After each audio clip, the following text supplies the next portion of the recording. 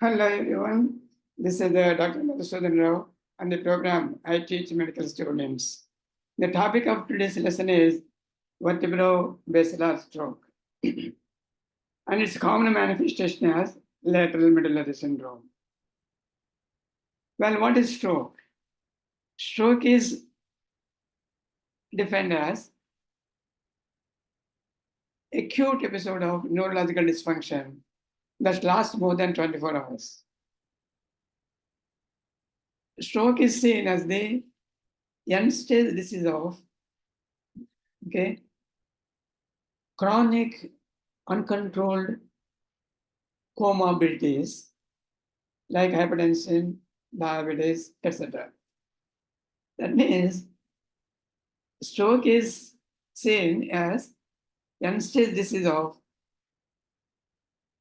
chronic, multiple, uncontrolled comorbidities. As you see, the patient suffering from uncontrolled diabetes, uncontrolled hypertension, or they may develop a end-stage disease, which could be the stroke. Okay, but there could be some other risk factors like hyperlipidemias, cigarette smoking, sedentary life, and illicit drug use. Okay, these things may be contributory factors for any type of stroke, say it is a vertebrobasilar stroke or the anterior circulation stroke, as a matter of fact. But the most disadvantaged feature of vertebrobasilar stroke is they manifest as the symptoms of non-stroke diseases. Okay, and the time-dependent intervention will be delayed, thereby resulting in morbidity and mortality, which is not really required. It can be prevented, rather. Okay, but the disadvantage of the vertebrobasilar stroke is they present with the symptoms of other medical illnesses, like mimicking the disease of the gastrointestinal system, because they are present with the symptoms of nausea, vomiting, dizziness, etc. They take the consult other than neurological advice. Thereby, the most precious time is wasted, in order to attend to the disease. Okay? Because the most precious time is wasted. That is, the potential for the complete recovery of the stroke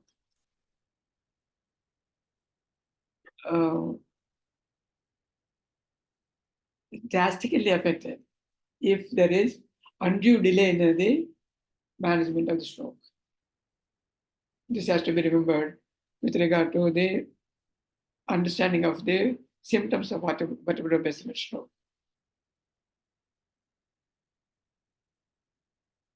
Well, vertebrobasilar stroke is acute stroke. That is, when as such, acute stroke is defined as the sudden episode of neurological dysfunction which lasts more than 24 hours.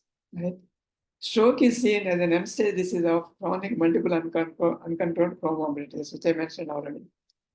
Vertebrobasilar stroke is due to obstruction to the blood flow in the posterior circulation. This is associated with the disproportionate morbidity and mortality as they present with the non-stroke medical conditions, thereby delaying the time-dependent interventions. The risk factors for vertebrobasilar stroke are no different from other strokes. They include hypertension, diabetes, hyperlipidemia, smoking, sedentary lifestyle, atrial fibrillation, hypercoagulable states, illicit drug intake, etc. Posterior circulation stroke accounts for nearly 20% of the total stroke events. Coming to lateral medullary syndrome. It is due to the involvement of the lateral medullary structures supplied by the posterior inferior cerebral artery and the branches of the vertebral artery. It's the most common posterior circulation stroke. As I told you, it's the most common presentation of vertebrobasilar stroke. Well, this is also called as Warrenberg syndrome, and this was first described by Adolf Wallenberg, a Jewish neurologist and anatomist. So it is named after him, that is Wallenberg syndrome. It is also called as posterior inferior cerebral artery syndrome. The structures affected are inferior cerebellar peduncle, vestibular nucleus, solitary nucleus, nucleus ambiguous, nucleus of spinal trigeminal, spinothalamic tract, glossopharyngeal and vagus, and the nuclei of these cranial nerves, and descending sympathetic fibers.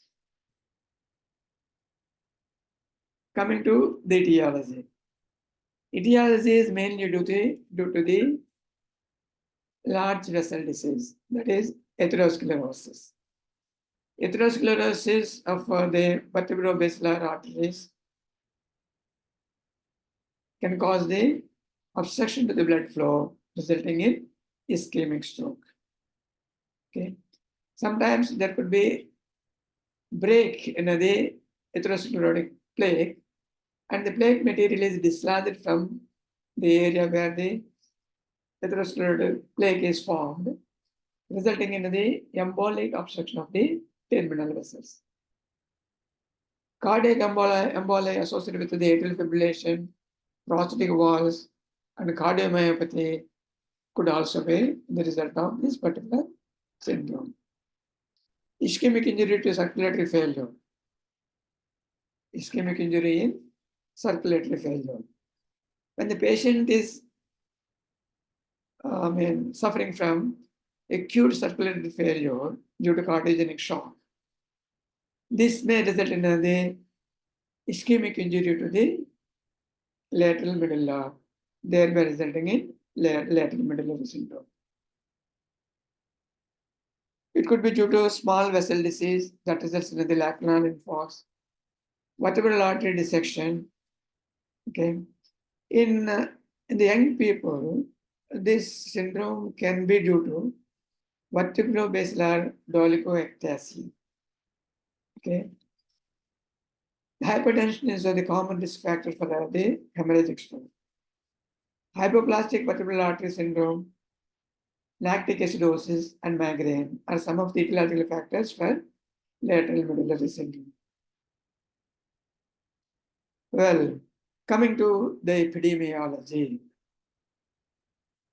posterior circulatory stroke constitutes nearly 20% of the total ischemic strokes. Vertebral artery disease is more commonly associated with lateral medullary infarcts. It is said in many of the reports, compared to posterior inferior cerebellar artery. That means vertebral artery disease, either atherosclerosis, most commonly atherosclerosis, is more commonly associated with lateral medullary syndrome. Okay, more than that described for posterior cerebellar artery lesions. Well, the important feature of posterior inferior cerebral artery obstruction is it is commonly associated with cardiogenic emboli, right? Well, the most important feature of lateral medullary syndrome is nearly 90% of the patients with lateral medullary syndrome complain of swallowing difficulty. This has to be remembered, right? So remember, with the patients with the risk factors for the stroke, they come with the persistent swallowing difficulty. You should suspect lateral medullary syndrome. Yeah. Coming to pathophysiology. In this, we are going to discuss the mechanism of the various clinical manifestations and the based upon the area involved in the infarct. 50% of the cases of lateral medullary syndrome are caused by large vessel disease, that is atherosclerosis. 15% account for arterial dissection, and 5% account for cardiac embolism. Okay. Dysphagia is the commonest feature. Dysphagia is because of the incoordination between the upper esophageal and lower esophageal sphincters. This is caused by the dysfunction of the swallowing center, which is constituted by nucleus of tractus solitarius, one-day reticular formation, and nucleus ambiguous. Then next one is the hiccups. The cause is not known, but probably infarct of nucleus ambiguous and surrounding areas.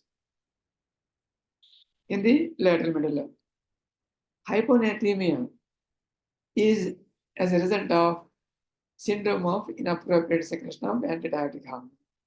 This is because of the disinhibition of the posterior pituitary, okay, thereby causing the increased secretion of,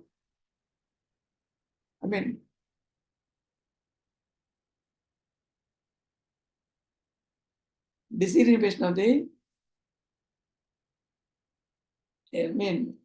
pituitary gland due to the blockage of the signals from the carotid sinus, which are supposed to be carried by the fibers of this tractus solitarius and the nucleus of the tractus solitarius via the vagus. Because these areas are affected in the infarct of the lateral medullary syndrome, as this results in the disinhibition of the anterior pituitary gland, thereby causing the excessive secretion of antidiuretic hormone, which results in the retention of water, in turn results in the hypoosmolality. Actually, hypoosmolality should trigger the signals from the carotid sinus, which are transmitted to the posterior pituitary gland. Because of the lesion involving the nucleus tractus solitarius, the disinhibition of the ADH secretion results in the syndrome of SIADH. That results in the hyponatremia. Okay, hyponatremia is again a risk factor for medullary cerebral edema, thereby causing the injury to the nerve cells. So this point has to be remembered while dealing with the patients with lateral medullary syndrome. The other symptoms like nausea, vertigo, diplopia, and gait ataxia are due to the infarct involving the vestibular nuclei and vestibular-cerebellar connections. Well, lateral spinothalamic tract. Okay, involvement of this particular structure results in the impairment of the contralateral pain and temperature sense in the limbs and the upper trunk. Spinal root of trigeminal nerve. Okay, infarct involving this particular structure results in the ipsilateral loss of pain and temperature on face. Well, ipsilateral nystagmus, vertigo, nausea, and vomiting are due to the injury to vestibulocochlear nerve. Nucleus ambiguous injuries results in dysphagia, dysarthria, and dysphonia. Injury to descending sympathetic fibers results in ipsilateral Horner syndrome. Okay. Involvement of cerebellum results in ipsilateral ataxia. Okay. Absent gag reflex. Okay, ipsilateral is ipsilateral glossopharyngeal nerve injury. Vagus nerve injury results in ipsilateral cough reflex test absent. So these are the various symptomatology, that is the pathophysiology involved in these manifestations in lateral medullary syndrome. Because of the structures that are involved in the infarct, they will cause the respective symptomology. Because each structure of the nervous system have the distinct functionality. Injury to these particular structures will manifest as the clinical symptoms of dysfunction. Coming to a clinical presentation. The symptoms are numerous.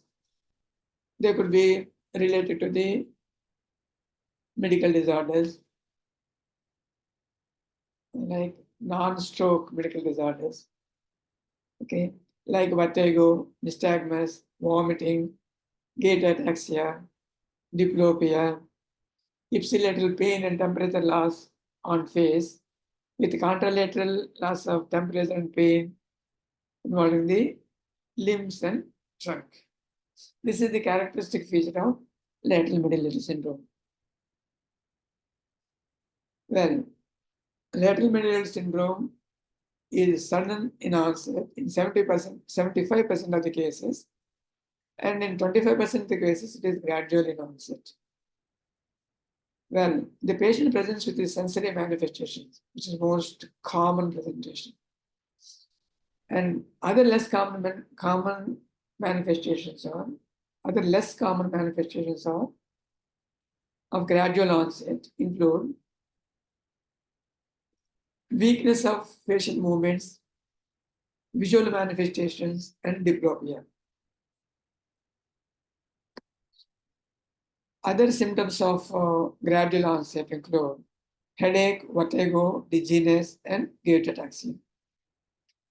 Dysphagia, hoarseness, and hiccup, they occur later. With this spectrum of clinical manifestations, some of them may manifest as the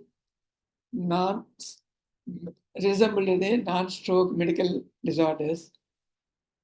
The high index of suspicion is very important when the patient is having comorbidities and the risk factors related to stroke.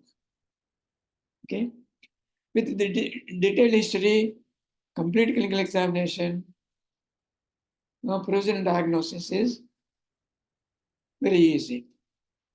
You have got to proceed with the cardiac evaluation with echocardiography to rule out the valvular or the structural anomalies or presence of the thrombi in the cardiac chambers, right? Well, routine blood investigations and also serum electrolytes to rule out hyponatremia. Imaging studies like CT brain and MRI to rule out hemorrhagic or ischemic strokes. Okay. Then proceed with the treatment. Intensive care management is mandatory for these patients. Okay, to correct hyponatremia, to attend to the airway, breathing, and circulation, and stabilize the hemodynamic status. Then examine thoroughly with complete neurological assessment and proceed with the thrombolytic treatment. And in some cases, there are surgical thrombectomies are done. Okay. And secondary prevention of stroke with correction of the comorbidities like hypertension and diabetes, dysphagia management, and speech therapy. These are some of the modalities of the treatment related to the lateral medullary syndrome in order to avoid the morbidity and mortality. Thank you very much for patient listening, and we'll meet you again in the next class. Until that time, bye-bye. But remember, the patients with the vertebrobasilar stroke, they come with the clinical manifestations of non-stroke medical diseases. The high index of suspicion is very important in the patients suffering from comorbidities and the risk factors for stroke. Okay. Just because the patient has come with the nausea, vomiting, dysphagia, and the patient is an elderly person with associated risk factors like cardiac, okay, or hyperlipidemias, hypertension, uncontrolled diabetes. So the suspicion is very, very important to attend to the patient and treat with the modalities for stroke management. Right? Thank you very much once again for patient listening. We'll meet you again in the next class. Until that time, this is Dr. Madhusudan. Bye-bye. If you like my video, please subscribe to my channel and enjoy the lecture. Apply this particular information given to you in your clinical management. Thank you very much once again.